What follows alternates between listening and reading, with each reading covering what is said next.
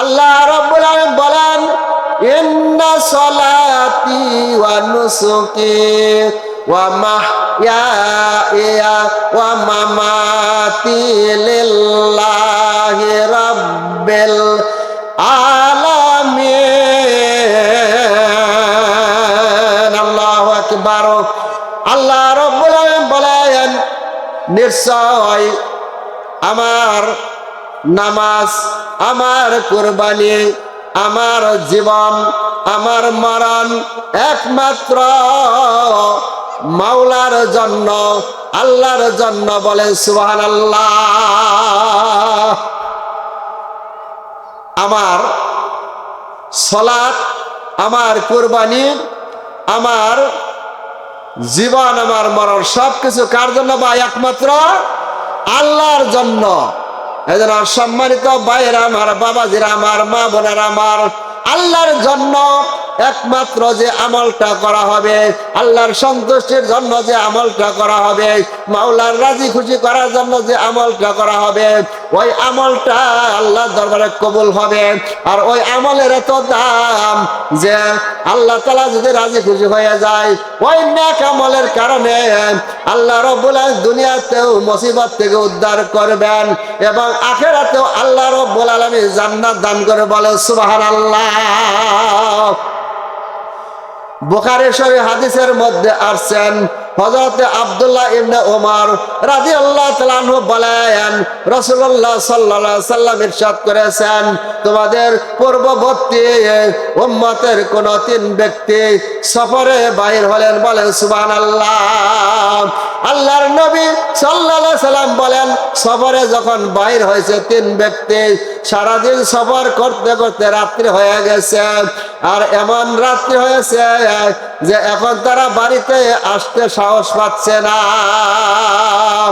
তখন তিন বন্ধু পরামর্শ করলেন, এই রাত্রিবেলায় তো আমরা বাড়িতে যাইতে পারবো না, অনেক রাত্রি হয়ে গেছে, তাহলে কি করা যায়? তাহলে চলো আমরা এই বনের মধ্যে, পাহাড়ের মধ্যে যে গর্ত আছে, এই গর্তের মধ্যে আজকে রাত্রি যাপন করব, আর গর্তের ভিতরে আমরা অবস্থান করব, সকাল বেলায় এখান থেকে আমরা বাড়িতে চলে যাব। বলে সুবহানাল্লাহ। ওই তিন বন্ধু পরামর্শ করে আল্লাহর নবী বলেন, গর্তের ভিতরে তারা ঢুকলেন। তিন বন্ধু গর্তের ভিতরে ঢুকার পরে কিছুক্ষণ পরে ওই গর্তের ভিতরে পাহাড় থেকে বিশাল একটা পাথর আইসা ওই গর্তের মুখটা বন্ধ হয়ে গেল। এখন ওই তিন বন্ধু গর্তের ভিতরে চিন্তা করতেছে, ও আমার সাথী ভাইয়েরা, এই গর্তের দিকে বাইর হওয়া তো আমাদের পক্ষে আর সম্ভব না, এই পাথর তো আমরা সরাইতে পারবো না, এখানে তো অক্সিজেন কিছুক্ষণ পরে ফুরিয়ে যাব, অক্সিজেন তো আসবে না, এখান থেকে ডাকাডাকি পারলেও তো আর কেউ শুনবে না, তখন তো মোবাইলের যুগ ছিল না, মোবাইল করবে। আরে ওই তিন বন্ধু চিন্তা করলেন, এখান থেকে একমাত্র বাঁচানের মালিক হলেন আমাদেরকে বলেন ভাই আল্লাহ। আল্লাহ ছাড়া তো এই বিপদ থেকে আর কেউ উদ্ধার করতে পারবে না। এই জন্য আল্লাহ রাব্বুল আলামিন বলেন, উদউনি আস্তাজিব লাকুম। আল্লাহ বলেন, বান্দারে তোমরা আমাকে ডাকো, আমি তোমার ডাকে সাড়া দিব। বলে সুবহানাল্লাহ। আর আল্লাহ তাআলা বলেন, ইন্নাল্লাযীনা আমানু ওয়া আমিলুস সালিহাতি কানাত লাহুম জান্নাতুল ফিরদাউসি নুজুলা। আল্লাহ বলেন, যে ব্যক্তি আমি আল্লাহর প্রতি ঈমান আনবে এবং নেক কাজ করবে, সৎ আমল করবে, আমি রব্বুল আলামিন তাকে মেহমানদারি করব, পুরস্কার দেব, জান্নাতুল ফিরদাউস বেহেশত দিয়া। বলেন সুবহানাল্লাহ। এই জন্য আল্লাহর প্রতি যারা ঈমান আনবে, নেক আমল করবে, আল্লাহ তাআলা নেক আমল কারণে দুনিয়াতেও মুসিবত থেকে উদ্ধার করে এবং আখিরাতে তো পুরস্কার জান্নাত দিবে। সুবহানাল্লাহ। ওই তিন বন্ধু চিন্তা করলেন, পরামর্শ করলেন, ও সাথী ভাইয়েরা, এখন তো আর বাঁচার কোনো উপায় নাই, কিছুক্ষণ পরেই তো অক্সিজেন ফুরিয়ে যাবে, এই গর্তের ভিতরে এখন তো আলো বাতাস আসবে না, কেউ ডাকলে শুনবে না। তাহলে পরামর্শ করতেছে তিন বন্ধু, বলতেছে কার কি নেক আমল আছে, এই নেক আমল উসিলায় আল্লাহর কাছে দোয়া করো, প্রার্থনা করো, আল্লাহ ছাড়া উদ্ধার করা তার কেউ নাই, বলে সুবহানাল্লাহ।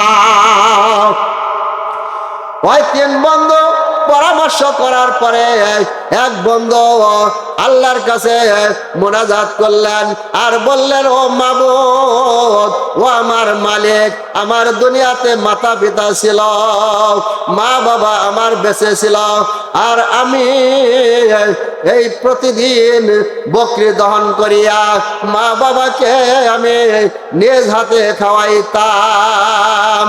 মা বাবাকে খাওয়ানোর আগে আমার বিবিকে খাওয়াইতাম না, আমার ছেলেকে খাওয়াইতাম না, আমার মেয়েকেও খাওয়াইতাম না, আমার দাসী বাদী কাউকে আমি খাওয়াইতাম না, একমাত্র আমার পিতা মাতাকে আগে খাওয়াইতাম, বলেন সুবহানাল্লাহ। এই জন্য সম্মানিত ভাইয়েরা আমার, যার মা বাবা বেঁচে আছে তার দুইটা জান্নাতের দরজা খোলা আছে, যার একটা আছে মা, তাহলে তার একটা জান্নাতের দরজা খোলা, যার বাবা আছে মা নাই তারও একটা জান্নাতের খোলা, যার মা বাবা উভয় আছে তার জন্য দুইটা জান্নাতের দরজা খোলা আছে, বলে সুবহানাল্লাহ।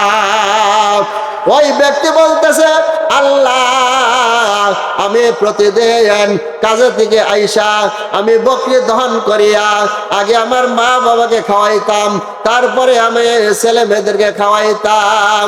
ঘটনাক্রমে একদিন আমি অনেক দূরে চলে যাই, আর আস্তে আস্তে রাত্রি হয়ে যায়, অনেক রাত্রি হয়ে যায়।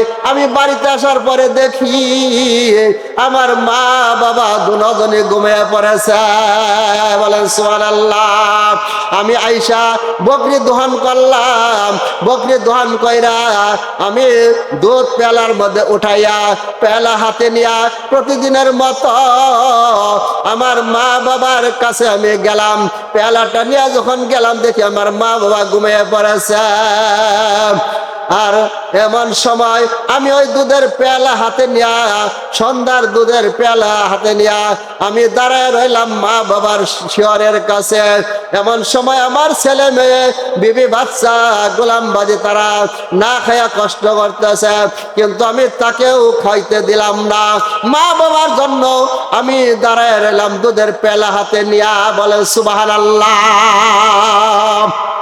এইভাবে দাঁড়াইয়া থাকতে থাকতে রাত্রি যখন ফজর হয়ে গেল, এমন সময় আমার মা বাবা যখন জাগ্রত হইল, আমি দুধের পেলা হাতে নিয়ে দাঁড়াইয়া আছি। আর ওই সময় মা বাবা যখন জাগ্রত হইল, সন্ধ্যার দুধ আমি মা বাবাকে দিলাম, আর মা বাবা পান করলো, বলে সুবহানাল্লাহ। আর আমি এই জন্য মা বাবাকে না খাওয়াই সন্তানদের খাওয়াই নাই। মা বাবাকে যখন সন্ধ্যার দুধ পান করাইলাম, মা বাবা দুধ পান করলেন, বলে সুবহানাল্লাহ। মাওলা, এই কাজটা যদি একমাত্র তোমার সন্তুষ্টির জন্য, তোমাকে খুশি করার জন্য করে থাকে, আল্লাহ এই মুসিবত থেকে, এই বিপদ থেকে আমাদেরকে উদ্ধার করো, বলে সুবহানাল্লাহ। আল্লাহর কাছে যখন কাকুতি মিনতি করছে, সঙ্গে সঙ্গে ওই পাথরটা একটু সরে গেছে, কিন্তু বাহির হওয়ার কোনো উপায় নাই। এমন একটু সরছে, আলো বাতাস আসতেছে, কিন্তু এমন সরছে, যেটুক সরছে ওই সরার কারণে বাইর হওয়া তো সম্ভব না। আবার দ্বিতীয় আরেক বন্ধু আল্লাহর কাছে দোয়া করতেছেন, আল্লাহ, আমার একটা চাচাতো বোন ছিল, এত সুন্দরী ছিল, আমার কাছে খুব পছন্দ ছিল, আর আমি ওই বোনকে আমি অপকর্ম করার জন্য প্রস্তাব দিয়েছি, বলে নাউজুবিল্লাহ। জোরে বলে নাউজুবিল্লাহ। আমি ওই চাচাতো বোনকে যখন অকর্ম করার জন্য প্রস্তাব দিয়েছিলাম, ওই চাচাতো বোন রাজি হয় নাই। একদিন, 2 দিন, 3 দিন হয়ে গেল, বোন তো রাজি হয় না। আর এমন একটা সময় আসলো, ওই বোনটা অভাবের মধ্যে পড়ে গেল। এমন অভাব, যেমন দুর্ভিক্ষ আমার কাছে আসতে তাকে বাধ্য করলো। আমার কাছে নাই, সে তার কোনো আর উপায় ছিল না। এই কঠিন অভাবে পইরা বোনটা যখন আমার কাছে আইসা সাহায্য চাইল, আর আমি ওই বোনকে বললাম আমি সাহায্য করতে পারি, আমি দিতে পারি, কিন্তু আমার একটা শর্ত আছে, আমার মনের খাহেশ যদি তুমি পুরা করতে পারো তাহলে আমি তোমাকে 120 দিনার দান করবো। বলেন সুবহানাল্লাহ। ওই বোন নিরুপায় হইয়া তখন রাজি হলেন। রাজি হওয়ার পরে ওই একদিন ওই বোন স্বীকারোক্তি হয়েছে, রাজি হয়েছে। আর সময় মতো ওই আমার স্বাস্থ্য বোনকে আমি নিরিবিলিতে এমন জায়গায় পেয়েছি যে আল্লাহ ছাড়া আর কেউ জানে না, দেখে না, একমাত্র আমি আর আমার চাচাতো বোন এমন গভীর জঙ্গলের মধ্যে এমন নিরিবিলি জায়গায় একত্র হয়েছে যেখানে আর কেউ জানে না আল্লাহ ছাড়া। ওই সময় আমার বোনকে যখন আমি পেয়েছি, অপকর্ম করার জন্য আমি প্রস্তুতি নিয়েছি, এমন সময় আমার বোন বলতেছে, ভাই তুমি আমার এই মোহরটা অন্যায় ভাবে ভাঙবা, এটা আমি পছন্দ করি না। তুমি একমাত্র আল্লাহকে ভয় করো, এটা তো তোমার জন্য বৈধ হবে না। এই কথা শোনার পরে আমার দিলের মধ্যে আল্লাহর ভয় এসে গেল, আমার শরীর অন্তরটা কেঁপে উঠল। আমি তো অন্যায় কাজ করতেছি, আমি তো গুনার কাজ করতেছি। এই কথা চিন্তা করে আমি ওই অন্যায় কাজ থেকে বিরত হলাম। আর আমার বোনকে যে আমি 120 দিনার দিয়েছিলাম সেটাও আমি আর নিলাম না, সেটাও দিয়ে দিলাম। এবং আমার বোনকে আমি আগের মতো তাকে সাহায্য করলাম, আমি আর কোনো কিছু বললাম না, বোনকে ছেড়ে দিলাম।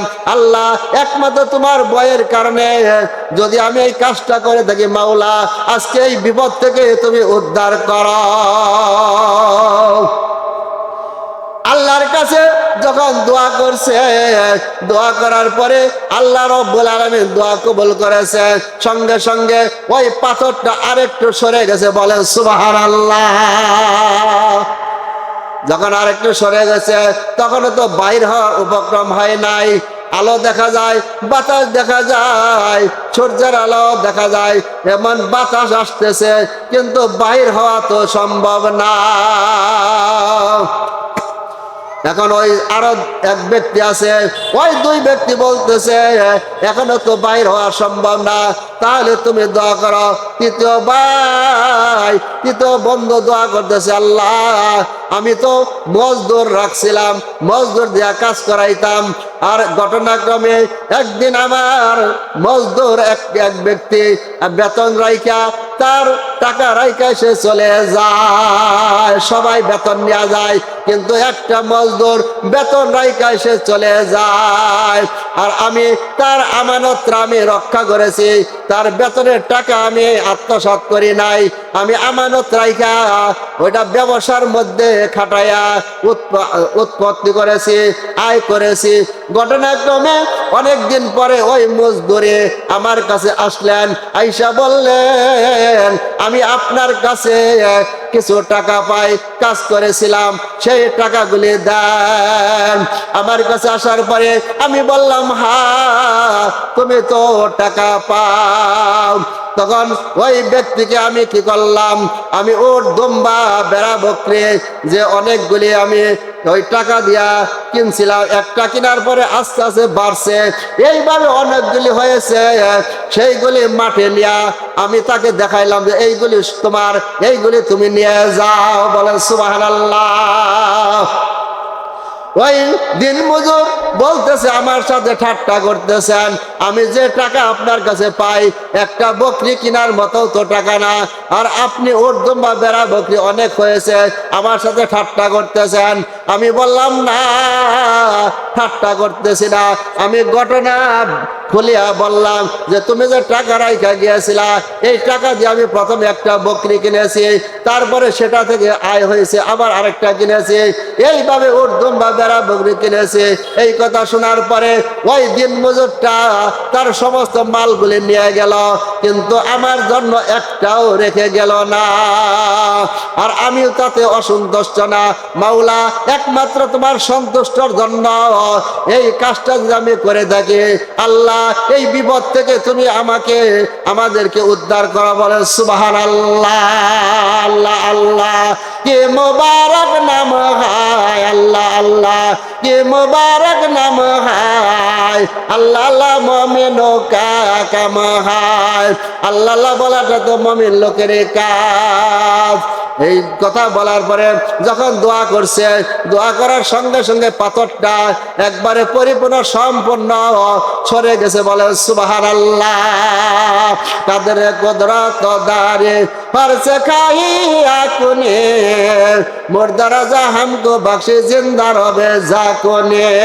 আল্লাহ তাআলা মুহূর্তের মধ্যে মৃত্যুকে জিন্দা করতে পারে, জিন্দাকে মৃত্যু দিতে পারে, রাজাকে ফকির বানাইতে পারে, ফকিরকে রাজা বানাইতে পারে, নদীর এই কুল ভাঙ্গা ওই কুল করতে পারে, সবই তো মাওলার খেলা। বলে সুবহানাল্লাহ।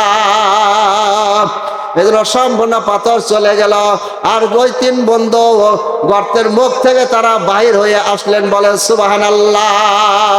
এজন্য সম্মানিত ভাইরা আমার, বন্ধুরা আমার, আল্লাহ রাব্বুল আলামিন এই মুসিবত থেকে উদ্ধার করলেন। বলে সুবহানাল্লাহ। লা ইলাহা ইল্লাল্লাহ, লা ইলাহা ইল্লাল্লাহ। দেখো মাওলার কি খেলা, কেউ বোঝে কেউ বোঝে না, কাউরে রাখো গাছ তলাতে মাওলা, কাউরে রাখো বালাখানা। লা ইলাহা ইল্লাল্লাহ, লা ইলাহা ইল্লাল্লাহ, লা ইলাহা ইল্লাল্লাহ মুহাম্মাদুর রাসূলুল্লাহ সাল্লাল্লাহু আলাইহি সাল্লাম। এই জন্য সম্মানিত ভাইরা আমার, বন্ধুরা আমার, এই জন্য আল্লাহ তাআলা বলে দিলেন, ইন্নাল্লাযীনা আমানু ওয়া আমিলুস সালিহাতি কানাত লাহুম জান্নাতুল ফিরদাউসি নুজুলা। আল্লাহ বলেন, যে ব্যক্তি আমি মাওলার প্রতি ঈমান আনবে, ও নেক কাজ করবে, সৎ কাজ করবে, আল্লাহ বলেন আমি তাকে মেহমানদারি করব, পুরস্কার দিব, জান্নাতুল ফিরদাউস বেহেশত। বলে সুবহানাল্লাহ। এই জন্য নেক কাজ করলে দুনিয়াতেও মুসিবত থেকে উদ্ধার পাওয়া যায় এবং আখিরাতেও আল্লাহ তাআলা জান্নাত দান করবে। সুবহানাল্লাহ। এই জন্য দেখেন হযরত আবু যর গিফারী রাদিয়াল্লাহু তাআলা আনহু আল্লাহ পাকের কাছে কত দামি হয়েছিলেন। একদিন আল্লাহর নবী সাল্লাল্লাহু আলাইহি সাল্লাম বসে আছেন, এমন সময় জিবরাইল আলাইহিস সালাম আসছে। জিবরাইল আলাইহিস সালাম অনেক সময় দাহিয়াতুল কালবির সূরত ধরে আল্লাহর নবীর কাছে আসতেন। বলে সুবহানাল্লাহ। একদিনের ঘটনা, আল্লাহর নবীর কাছে জিবরাইল আলাইহিস সালাম আসছে। আসার পরে এরকম ভাবে আবু যর গিফারী রাদিয়াল্লাহু তাআলা আসলেন। কিছুক্ষণ পরে জিবরাইল আলাইহিস সালাম বলতেছে, ইয়া রাসূলুল্লাহ, আপনার সাহাবী আবু যর গিফারী রাদিয়াল্লাহু তাআলা আসছে। বলেন সুবহানাল্লাহ। আল্লাহর নবী সাল্লাল্লাহু আলাইহি সাল্লাম বলেন, ও ভাই জিবরাইল, তুমি আবু যর গিফারী রাদিয়াল্লাহু কেমনে চিনো? জিবরাইল আলাইহিস সালাম বলেন, আমি তো চিনি, ভালোভাবে চিনি, শুধু আমি চিনি তাই নয়, আসমানে যত ফেরেশতারা আছে সবাই আবু যর গিফারী রাদিয়াল্লাহু তাআলা কে চিনে। বলেন সুবহানাল্লাহ। আর এমন চিনা চিনে যে দুনিয়াবাসী যারা আছে, দুনিয়ার মানুষ যারা আছে, তার চাইতে আসমানে ফেরেশতারা বেশি চিনে। বলেন সুবহানাল্লাহ। আল্লাহর নবী সাল্লাল্লাহু আলাইহি সাল্লাম বলেন কেমনে করে চিনেন? জিবরাইল আলাইহিস সালাম বললেন যে আপনার সাহাবী আবু যর গিফারী রাদিয়াল্লাহু তাআলার মধ্যে দুইটা আমল আছে, এই দুইটা আমল করার কারণে আসমানের ফেরেশতারা তার আমল নিয়ে এত বাগাবাগি করে যে আসমানের ফেরেশতারা দুনিয়াবাসীর চাইতে বেশি চিনে। বলেন সুবহানাল্লাহ। আল্লাহর নবী বলেন সেই দুইটা আমল কি? জিবরাইল আলাইহিস সালাম বলেন আপনার সাহাবী আবু যর গিফারী রাদিয়াল্লাহু তাআলা যখন আপনার দরবারে বসে, আপনার সম্মুখে যখন বসে, তখন সে নিজেকে সবচেয়ে ছোট মনে করে। বলেন সুবহানাল্লাহ। সে নিজেকে সব সময় ছোট মনে করে, সে কখনো বড় মনে করে না, অহংকার করে না, সব সময় নিজেকে ছোট মনে করে। বলেন সুবহানাল্লাহ। আর দ্বিতীয় নাম্বার, সে সূরা ইখলাসকে বেশি মহব্বত করে, সূরা ইখলাসকে বেশি ভালোবাসে। বলেন সুবহানাল্লাহ। মসজিদে কুবায় ইমামতি করতেন আবু যর গিফারী রাদিয়াল্লাহু তাআলা আনহু। আর ওই মসজিদে কুবায় নামাজ পড়ে এক রাকাত পরে অন্য সূরা দিয়া, আরেক রাকাতে সূরা ইখলাস পড়ে। বলেন সুবহানাল্লাহ। প্রতিদিন পড়ার কারণে ওই মুসল্লিরা একদিন আল্লাহর নবীর কাছে যায়া বিচার দিলেন, রিকোয়েস্ট করলেন, জানাইলেন ইয়া রাসূলুল্লাহ, ইয়া হাবিবাল্লাহ, আপনার সাহাবী আবু যর গিফারী রাদিয়াল্লাহু তাআলা আনহু আমাদের মসজিদে ইমামতি করে, সে এক রাকাতে শুধু সূরা ইখলাস পড়ে। বলেন সুবহানাল্লাহ। আল্লাহর নবীর কাছে যখন আসছে, আল্লাহর নবী বললেন আবু যর তুমি কি এরকম ভাবে এক রাকাতে শুধু সূরা ইখলাস পড়ো, এটা কেন পড়ো? ওই আবু যর গিফারী রাদিয়াল্লাহু তাআলা বলেন হ্যাঁ ইয়া রাসূলুল্লাহ, আমি সূরা ইখলাস পড়ি এক রাকাতে, আর আরেক রাকাতে অন্য সূরা পড়ি, এটাই প্রতিদিন পড়ি। আল্লাহর নবী বলেন আবু যর গিফারী তুমি কেন এক রাকাতে প্রতিদিন সূরা ইখলাস পড়ো? আবু যর গিফারী রাদিয়াল্লাহু তাআলা বলেন ইয়া রাসূলুল্লাহ, ইয়া হাবিবাল্লাহ, সূরা ইখলাসকে আমি মহব্বত করি। বলেন সুবহানাল্লাহ। আল্লাহর নবী বলেন এই সূরা ইখলাসকে যারা মহব্বত করবে তারা জান্নাতে যাবে। বলেন সুবহানাল্লাহ। কেননা আবু হুরায়রা রাদিয়াল্লাহু তাআলা আনহু বলেন আমি এক সময় নবীর সাথে যাইতেছিলাম, আর আমাদের নবীর কানে আসলেন, আমাদের কানে বেশি আসলেন সূরা ইখলাসের তিলাওয়াত। আল্লাহর নবী বললেন তার জন্য জান্নাত ওয়াজিব হয়ে গেছে, জান্নাত ওয়াজিব হয়ে গেছে। আবু হুরায়রা রাদিয়াল্লাহু তাআলা আনহু বলেন ইয়া রাসূলুল্লাহ, জান্নাত ওয়াজিব হইছে এ কথা বললেন, কার জান্নাত ওয়াজিব হইছে? আল্লাহর নবী সাল্লাল্লাহু আলাইহি ওয়াসাল্লাম বলেন যে ব্যক্তি সূরা ইখলাস তিলাওয়াত করেছে তার জন্য জান্নাত ওয়াজিব হয়ে গেছে। বলেন সুবহানাল্লাহ।